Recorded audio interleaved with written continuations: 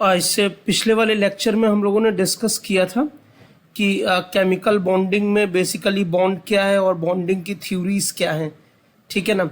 और उसमें हम लोगों ने थ्योरी ऑफ वैलेंसी के इम्पॉर्टेंट जो है पॉइंट्स देखे थे, थ्योरी ऑफ वैलेंसी। तो अब हम लोग यहाँ पे डिस्कस करने जा रहे हैं formation of ionic bond.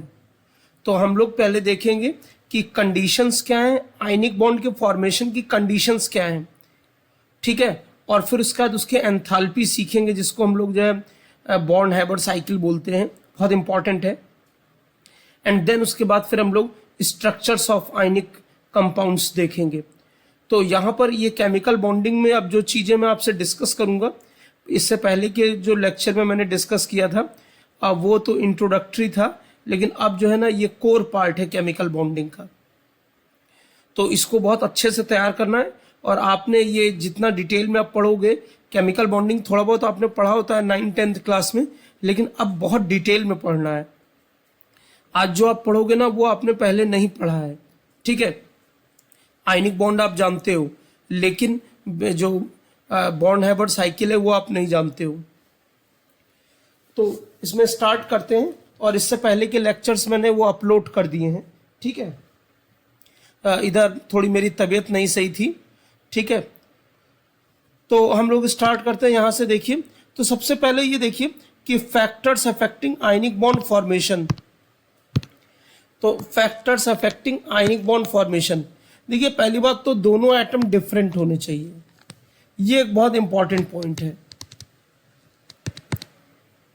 Ionic bond जब बनता है ना तो दोनों एटम डिफरेंट होने चाहिए। देखिए जैसे क्या होता है कि जैसे कोवेलेंट बॉन्ड है, कोवेलेंट बॉन्ड है,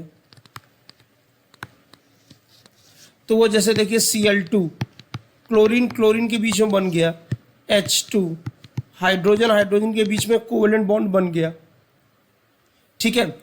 तो मेरा कहना है क्लोरीन क्लोरीन के बीच में और दो हाइड्रोजन के बीच में,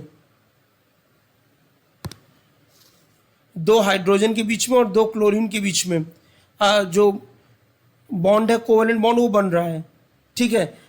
डिफरेंट एटम्स के बीच में बनता है, जैसे HCl, ठीक है ना, ये भी बन रहा है, ठीक है। सेम एटम्स के बीच में डिफरेंट एटम्स के बीच में कोवेलेंट बॉन्ड बनता है। लेकिन आयनिक बॉन्ड है ना, जो आयनिक बॉन्ड है, आयनिक बॉन्ड कभी भी दो एटम जैसे A और A के बीच में आयनिक बॉन्ड कभी नहीं बनेगा, ठीक है। आयनिक बॉन्ड हमेशा डिफरेंट एटम्स के बीच में बनेगा, ठीक है। तो अब देखिए जैसे हमको ये देखना है factors affecting ionic bond formation. तो ये मैंने कहा था कि देखिए किस तरीके से बनता है ये। मैंने कहा था कोई एक A एटम है, वो लूज कर दे इलेक्ट्रॉन तो ये कैटायन बन गया। कोई दूसरा एटम है जिसने गेन कर लिया इलेक्ट्रॉन तो B- हो गया। और अब A+ और B- के बीच में जो स्ट्रॉन्ग फोर्स है, इसी को हम लोग बोलते हैं आयनिक बॉन्ड, इसी को हम लोग बोलते हैं आयनिक बॉन्ड, ठीक है। तो इसको हम लोग देखते हैं कि किन कंडीशंस में ये फॉर्म होता है। तो यहाँ पे देखिए एक डायग्राम है, देखिए यहाँ पर ये सोडियम है आपका एटम, ये सोडियम एटम है, इसने एक इलेक्ट्रॉन लूज किया, तो ये Na+ बन गया, ठीक है ना, इसने इलेक्ट्रॉन लूज किया, क्लियर। और दूसरा देखिए कि ये क्लोरीन एटम है, ये क्लोरीन है 17, इसने इलेक्ट्रॉन ले लिया तो ये Cl- हो गया। और Na+ और Cl- के बीच में जो फोर्स आ गया, ये जो Na+ और Cl- के बीच में जो फोर्स आ गया, दिस इज आयनिक बॉन्ड, ठीक। तुम कहोगे सर इतने सारे क्यों दिखाए गए हैं ये? देखो जो आयनिक कंपाउंड्स होते हैं ना वो क्रिस्टलाइन कंपाउंड होते हैं, क्रिस्टलाइन कंपाउंड होते हैं। तो उनकी हमेशा क्या लैटिस, इसको बोलते हैं ये लैटिस है, उनका हमेशा लैटिस लिखा जाता है, फिर से ध्यान से सुनिए, जो आयनिक बॉन्ड जो कंपाउंड बनते हैं वो क्रिस्टलाइन फॉर्म में होते हैं, और क्रिस्टलाइन कंपाउंड को दिखाने के लिए हम लोग उसका लैटिस फॉर्मेशन दिखाते हैं। अब ये लैटिस कैसे बनती है, ये सब सॉलिड स्टेट में क्लास 12th में है, ठीक है ना। क्लास 12th में सॉलिड स्टेट चैप्टर है, उसमें ये हम लोगों को डिस्कस करना होता है कि what is NaCl, what is caesium chloride, what is zinc sulphide, ठीक है ना, और what is CaF2 fluoride structure, what is Na2O anti fluoride structure. ये सब सॉलिड स्टेट में लैटिस पढ़ना है हम लोगों को, ये क्लास 12th की चीज है, ठीक है। तो अब देखिए फॉर्मेशन के लिए कंडीशंस क्या है, देखिए ए के लिए कंडीशंस क्या है। ए के लिए, ए हम चाहते हैं कि इलेक्ट्रॉन जल्दी लूज करे, ए जल्दी इलेक्ट्रॉन लूज करे तो आयनाइजेशन पोटेंशियल ए का लो होना चाहिए। हम चाहते हैं कि ए है ना जल्दी इलेक्ट्रॉन लूज करे, तो आयनाइजेशन पोटेंशियल ए का जो है ना वो लो होना चाहिए। फिर दूसरा, जल्दी लूज करने के लिए जरूरी है कि उसका साइज लार्ज हो,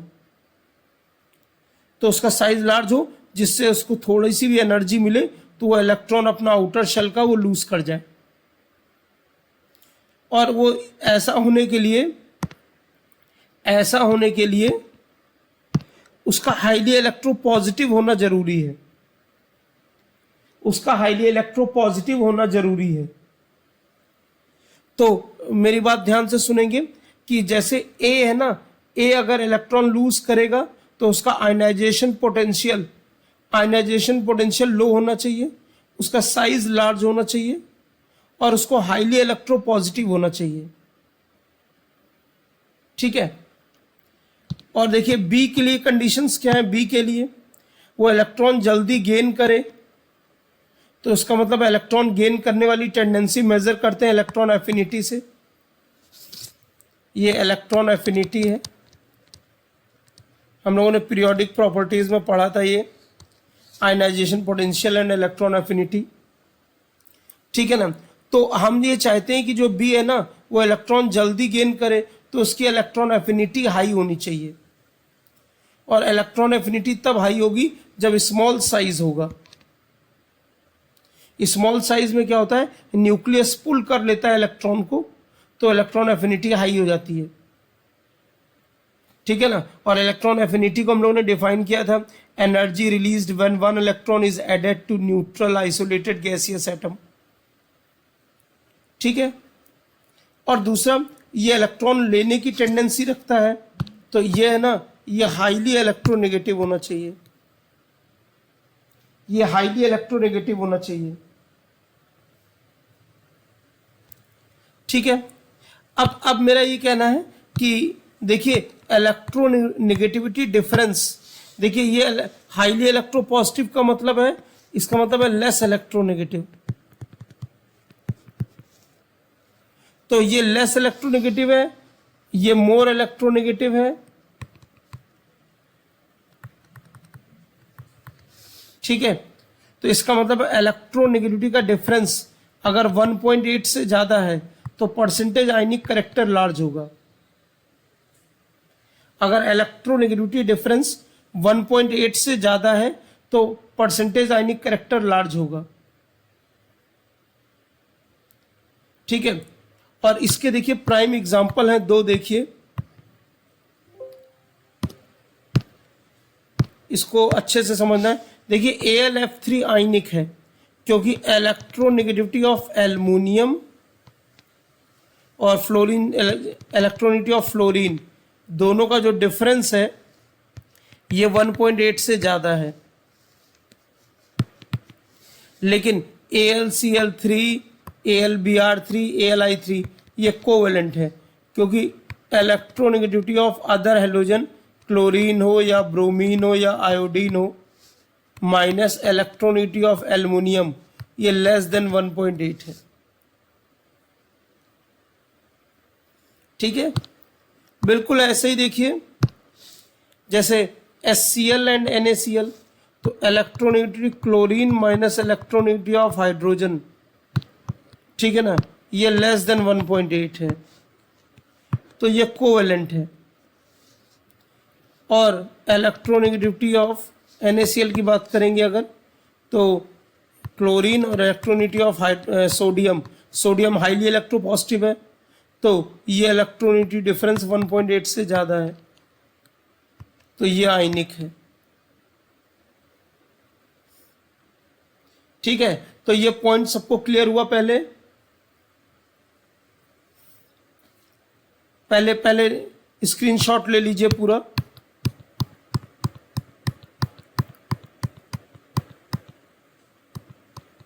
पहले स्क्रीनशॉट ले लीजिए।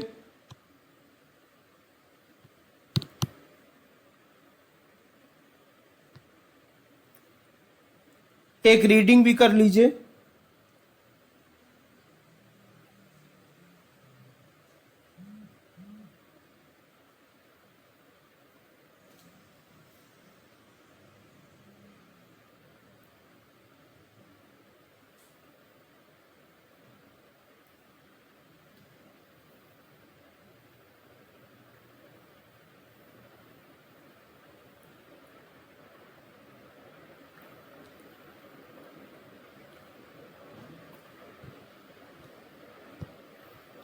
अब ये थोड़ा साइड की, पहले तो मेन आप वो स्क्रीनशॉट ले लीजिए, फिर अभी मैं साइड में जो लिखा है वो भी आपको जो है दिखाता हूँ।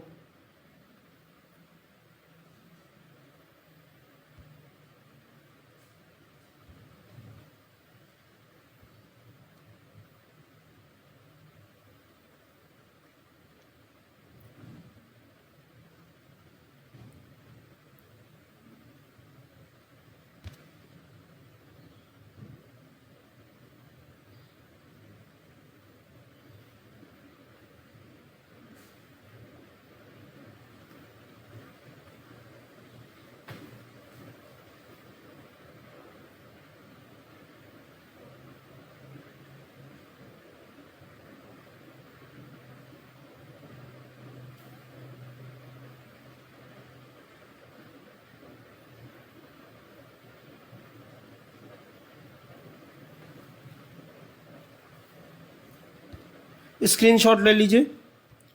और ये नीचे एग्जाम्पल,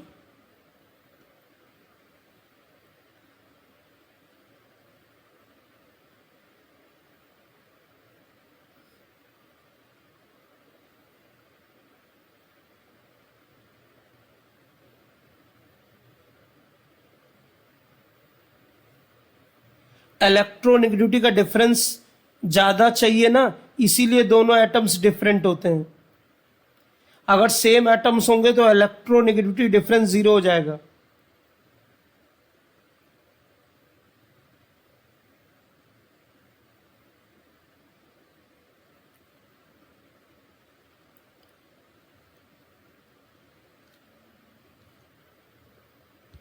ठीक है, अब जरा इसकी रीडिंग करिए एक बार।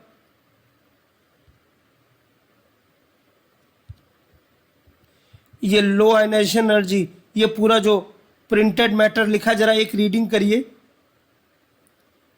आपको काफी चीज समझ में आएगी।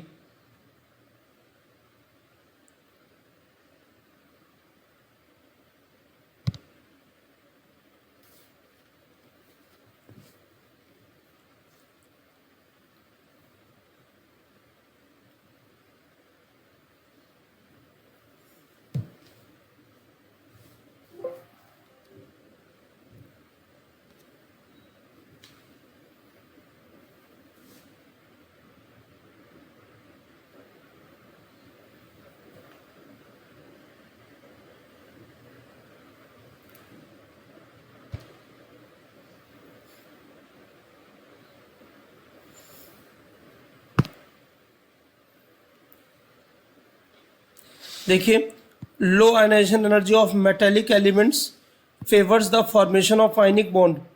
It is because of low ionization energy that alkali metals first A group and alkaline earth metals second A group form ionic compounds. ठीक है, और इधर इलेक्ट्रॉन एफिनिटी देखिए, बी की इलेक्ट्रॉन एफिनिटी हाई होनी चाहिए, ठीक है। Halogens have high electron affinities, therefore halogens generally form ionic compounds. पूरी एक रीडिंग करिए और स्क्रीनशॉट भी ले लीजिए।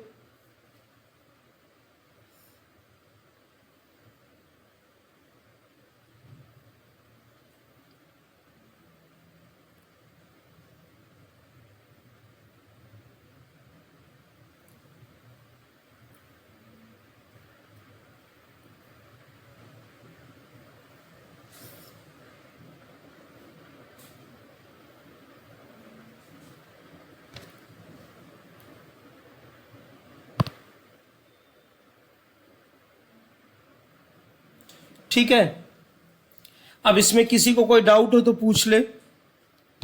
इसमें इस पोर्शन में कहीं भी कोई डाउट हो तो आप पूछ सकते हैं।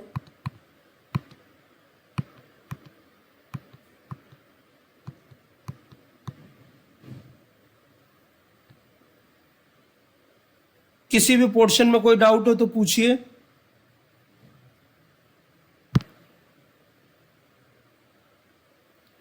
ये मतलब इतनी चीजें आपको पता होनी चाहिए कि आयनिक बॉन्ड फॉर्मेशन के लिए ए के लिए क्या कंडीशन है, बी के लिए क्या कंडीशन है।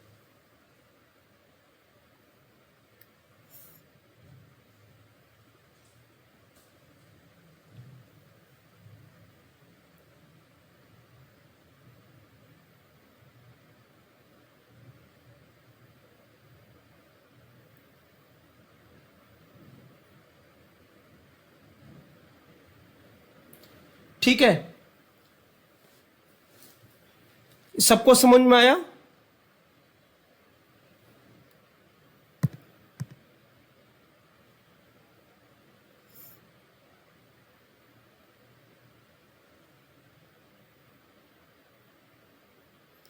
नहीं, लैटिस में इलेक्ट्रॉन्स क्यों रिपेल करेंगे? अरे भाई, लैटिस क्या होता है? देखिए, जो लैटिस होता है ना, वो इस तरह से होता है, जैसे Na+, फिर Cl-, फिर Na+, Cl-। तो इसमें इलेक्ट्रॉन कहाँ है? इसमें तो पॉजिटिव आयंस और नेगेटिव आयंस हैं, ठीक है ना।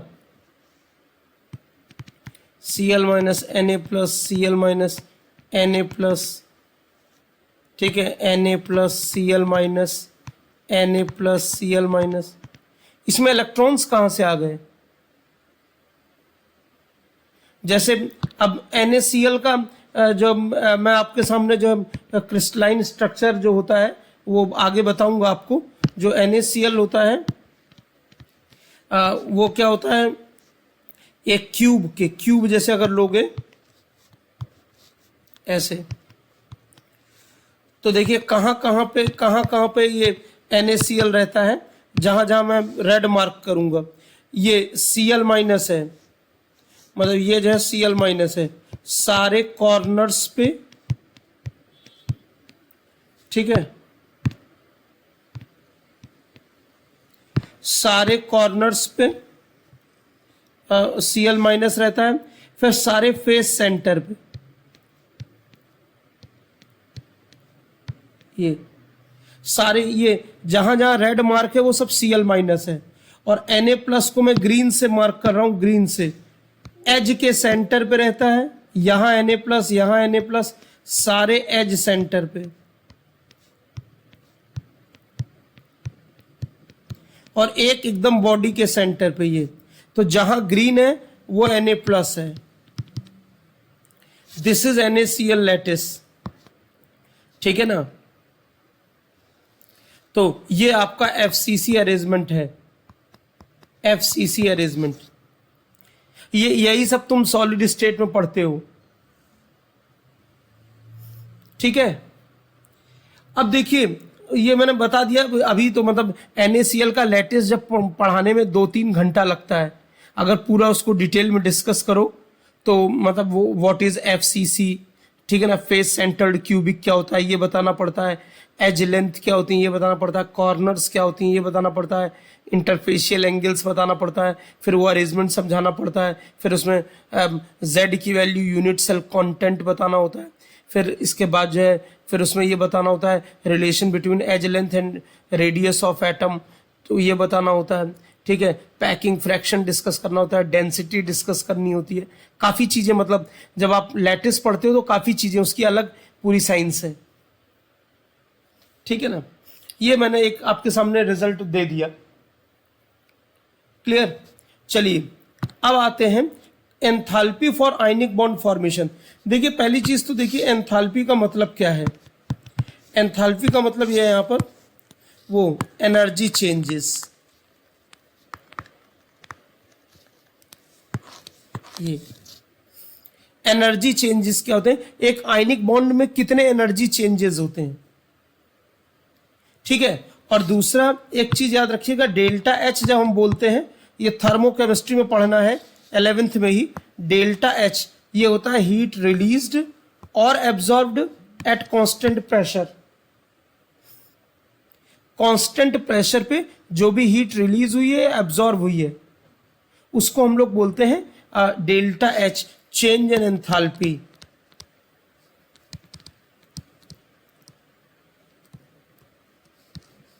ठीक है, इसको बोलते हैं चेंज इन एंथैल्पी।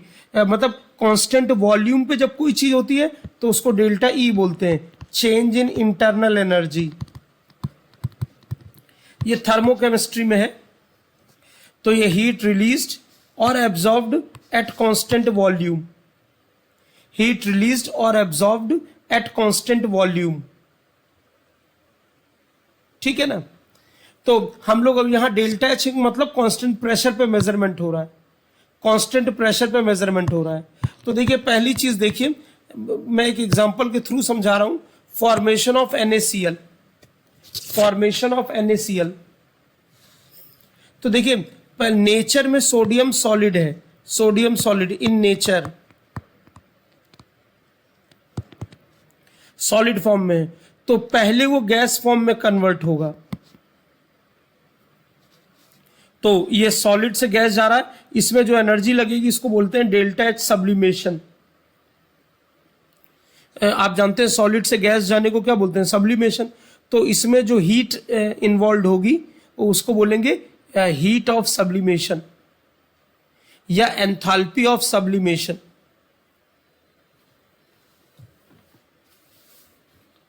ठीक है, इसके बाद देखिए जब ये सोडियम गैसियस फॉर्म में आ गया तब उससे आपने इलेक्ट्रॉन निकाला, Na+ बना, तो इसमें आयनाइजेशन एनर्जी इन्वॉल्व हो गई, तो ये हो जाएगा हीट ऑफ आयनाइजेशन एनर्जी या हीट ऑफ आयनाइजेशन, और डेल्टा एच आयनाइजेशन एनर्जी हो गया। ऊपर वाली प्रोसेस भी एंडो है, नीचे वाली भी एंडो है, ठीक। अब Na+ आ गया नेचर में गैसियस फॉर्म में। आपको याद होगा मैंने पीरियोडिक टेबल प्रॉपर्टीज में बताया था कि आयनाइजेशन एनर्जी हमेशा गैसियस एटम के लिए डिफाइंड है, इलेक्ट्रॉन एफिनिटी भी गैसियस के लिए डिफाइंड है। तो ये आयनाइजेशन एनर्जी ऑफ सोडियम, ठीक। फिर Cl2, तो नेचर में Cl2 Cl के बीच में बॉन्ड है, नेचर में जो Cl2 है वो Cl के बीच में कोवेलेंट बॉन्ड है, तो पहले बॉन्ड तोड़ना पड़ेगा, तो इसलिए हाफ Cl2 से Cl गैस, ये एटॉमिक स्टेट में है, ये एटॉमिक स्टेट में है, ठीक है। तो जब ये एटॉमिक स्टेट में है तो आपने मॉलिक्यूलर से एटॉमिक स्टेट में लाए, ये भी एंडोथर्मिक प्रोसेस है, तो इसको बोलेंगे डेल्टा एच एटमाइजेशन। इसको ये थोड़ा सा आपको डिफिकल्ट लगेगा, थोड़ा सा आपको डिफिकल्ट लगेगा क्योंकि आपने थर्मोकेमिस्ट्री नहीं पढ़ा है, लेकिन मतलब उसके लिए थर्मोकेमिस्ट्री नहीं पढ़ाया जा सकता तुरंत, और दूसरा थर्मोकेमिस्ट्री पढ़ने पे बड़ा आसान लगेगा और उतना डिफिकल्ट नहीं है, बस ये आपको टर्मिनोलॉजी थोड़ी याद रखनी पड़ेगी, ठीक है। तो this is delta H atomisation. और यहां पे आपने एक तरह से कह सकते हो कि जो Cl के बीच का बॉन्ड है उसको तोड़ रहे हो, तो लेकिन हाफ है ना, तो ये भी हो जाएगा delta H bond energy of Cl2 into half. अगर आप एटमाइजेशन नहीं लिख सकते हो तो अगर बॉन्ड एनर्जी दिया है तो उसका हाफ कर देना। ठीक है, अब Cl गैस जब आ गया, जब Cl गैस आ गया उसने एक इलेक्ट्रॉन गेन किया, तो अब ये Cl माइनस बन गया, तो यही इलेक्ट्रॉन अफिनिटी है, electron affinity of chlorine. Bromine होता तो ब्रोमीन हो जाता। तो this is electron affinity of bromine, sorry chlorine. ये एक्सोथर्मिक प्रोसेस है क्योंकि इलेक्ट्रॉन लेने पे वो एनर्जी रिलीज कर रहा है। ठीक है, अब आप देखिए कि आपके पास Cl माइनस गैस भी हो गया है और सॉरी Na प्लस गैस भी हो गया ये। तो जब भी गैसियस आयन से लैटिस का फॉर्मेशन होता है ये, तो जो एनर्जी रिलीज होती है उसको बोलते हैं लैटिस एनर्जी। तो ये लैटिस एनर्जी ऑफ NaCl है। ठीक है ना। अगर मान लो किसी को समझना है कि लैटिस एनर्जी क्या होती है, तो यहां पे देखिए, ये देखिए लिखा है लैटिस एनर्जी के बारे में मैंने, ये देखिए, it is defined as the amount of energy released when cations and anions are brought from infinity to their respective equilibrium sites in the crystal lattice and form 1 mole of ionic compound। ठीक, यहां भी देख सकते हैं आप, lattice energy is the energy released when 1 mole of ionic compound in crystalline form is found from constituent ions, और ये gaseous होने चाहिए। ये लैटिस एनर्जी की डेफिनेशन है। तुम कहोगे इसको हम लोग कहाँ डिटेल में पढ़ेंगे? थर्मोकेमिस्ट्री चैप्टर में, थर्मोकेमिस्ट्री में, वहां हम लोग सब heat of formation, heat of bond formation, heat of ionisation, heat of combustion, heat of neutralisation, lattice energy, heat of solution, heat of dilution, सब सारी हीट डिफरेंट टाइप की कैसे डिफाइंड है ये थर्मोकेमिस्ट्री में पढ़ते हैं। ठीक है, तो अब आप देखिए, तो ये आ गया इतने, अब जाके NaCl बन गया। तो 5 स्टेप्स में देखिए NaCl बना है, और यहां भी अट्रैक्शन है, Na प्लस Cl माइनस में NaCl का लैटिस बना, ये भी एक्सोथर्मिक प्रोसेस है। तो 5 स्टेप लगती हैं। पहले मेटल सॉलिड से गैस में गया, फिर उसने आयन इलेक्ट्रॉन रिलीज किया, 2 स्टेप। फिर जो नॉन मेटल है उसने बॉन्ड तोड़ा, फिर नॉन मेटल ने इलेक्ट्रॉन गेन किया। तो 2 step non metal, 2 step metal, और अब दोनों के बीच में आयनिक बॉन्ड बनेगा, तो लैटिस एनर्जी वाला। अब लैटिस एनर्जी वाली बात आ जाएगी। अब लैटिस एनर्जी वाली बात आ गई। तो 2 स्टेप मेटल के लिए, 2 स्टेप नॉन मेटल्स के लिए, और अब ये क्या आ गया? लैटिस एनर्जी आ गई। अब देखिए हम इन सबको ऐड करते हैं, इन सबको ऐड करते हैं। तो देखिए ऐड करने पे जो जो कैंसिल हो रहा है वो कैंसिल करते हैं। ठीक है, ये देखिए मैं ये कलर यूज करता हूं, ये कैंसिल, ये कैंसिल, ये कैंसिल, ये कैंसिल, ये कैंसिल, ये कैंसिल, ये कैंसिल, ये कैंसिल। तो देखिए ये आ गया, ये तो Na सॉलिड, Cl2, ये, और तब NaCl फाइनली। तो ये नेचुरल स्टेट है, नेचर में जैसे थे वो, जैसे वो नेचर में थे, ये नेचुरल स्टेट है। ठीक है ना। तो एक चीज याद रहे कि नेचुरल स्टेट से अगर 1 मोल का फॉर्मेशन होता है तो उसी को कहते हैं हीट ऑफ फॉर्मेशन।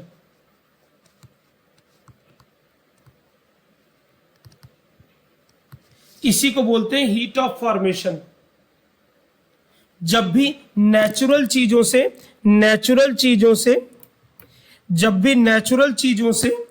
अगर 1 मोल स्पीसीज का फॉर्मेशन हो रहा है तो उसको हम लोग बोलते हैं हीट ऑफ फॉर्मेशन।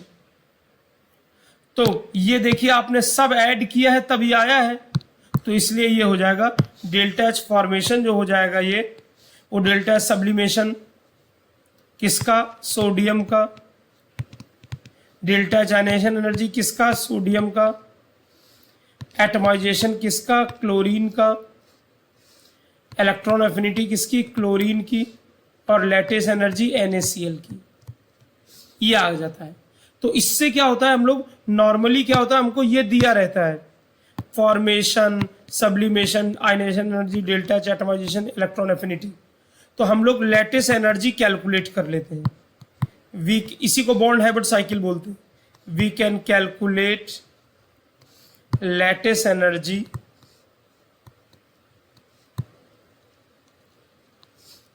बाय बॉन्ड हैबिट साइकिल।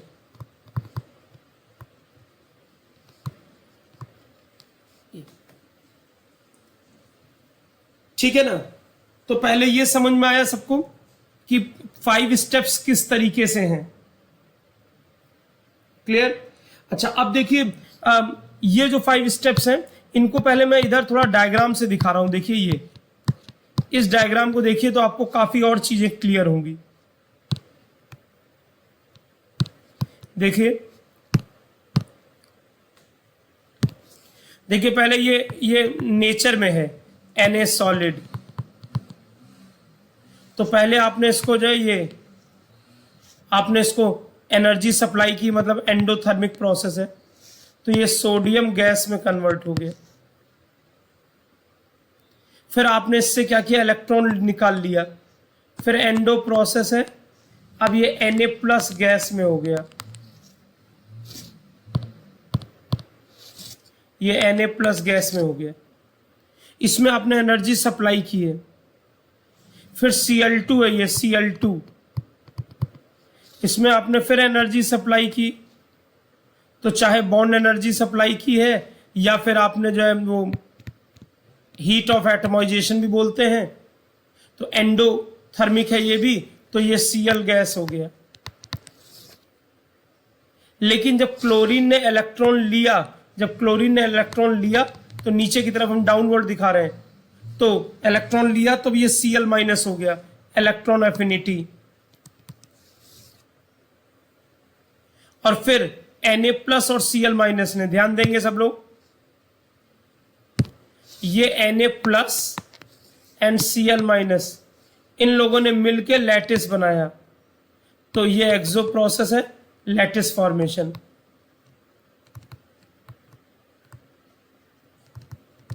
तो देखिए ये लैटिस दिया हुआ है NaCl का। तो ये डायग्राम से है कि कितनी स्टेप्स में चीजें हो रही हैं।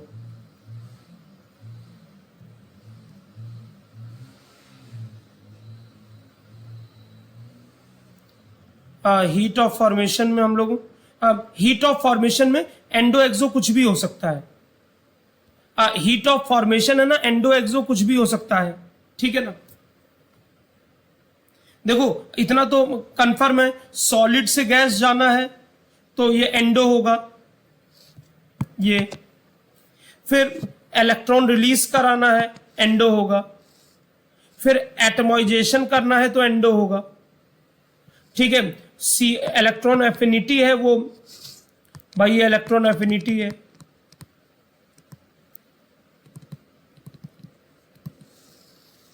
ठीक है ना। ये वाला जो है एटमाइजेशन है, ठीक है ना। ये वाला आयनाइजेशन है, ये आयनाइजेशन है, ठीक है। ये वाला जो ये जो ये जो सॉलिड से गैस है ना, इसको एटमाइजेशन और सब्लिमेशन दोनों बोल सकते हैं, ठीक है। ये भी एटमाइजेशन है क्लोरीन का, ठीक है ना। और अब Na देखिए, अब यहां से देखिए ये इन दोनों से मिलके ये दिस इज फॉर्मेशन। तो आइदर एंडो और एक्सो, वो तो डिपेंड करेगा ना,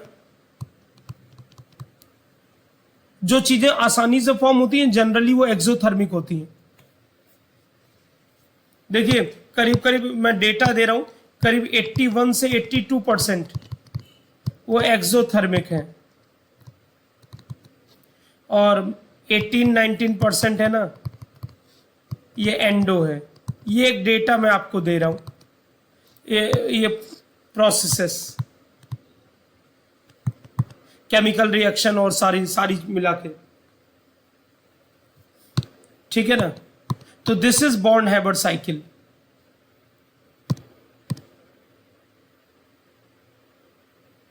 वो दिखाया नहीं है, अब मैं एग्जैक्टली यहां लैटिस नहीं पढ़ा रहा हूं आपको, ठीक है ना। अब यहां पे वो तो उन्होंने एक बना दिया, एग्जैक्ट लैटिस नहीं बनाया है डायग्राम में, बाकी वो मैं आगे आपको दिखा दूंगा। वैसे तो सॉलिड स्टेट में पढ़ना है क्लास 12th में, लेकिन आगे मैं जब स्ट्रक्चर्स पढ़ाऊंगा तो उसमें लैटिस NaCl का क्या होता है वो आपको दिखा दूंगा, ठीक है ना। वो उसी का एक पोर्शन लिखा हुआ है। ये थोड़ा जब तक आप लैटिस समझोगे नहीं तब तक नहीं कर पाओगे। तो अब ये पूरा आपका दिस इज बॉन्ड-हैबर साइकिल, ठीक है। तो पहले फटाफट स्क्रीनशॉट लीजिए, सॉरी ये स्क्रीनशॉट लीजिए।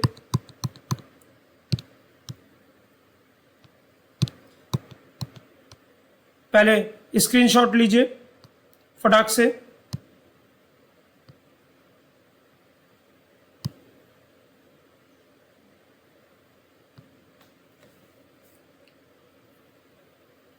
बॉन्ड-हैबर साइकिल से लैटिस एनर्जी हम लोग कैलकुलेट करते हैं। बताऊं क्यों? क्योंकि किसी भी क्रिस्टलाइन कंपाउंड की लैटिस एनर्जी जितनी ज्यादा होती है वो उतना ज्यादा स्टेबल होता है।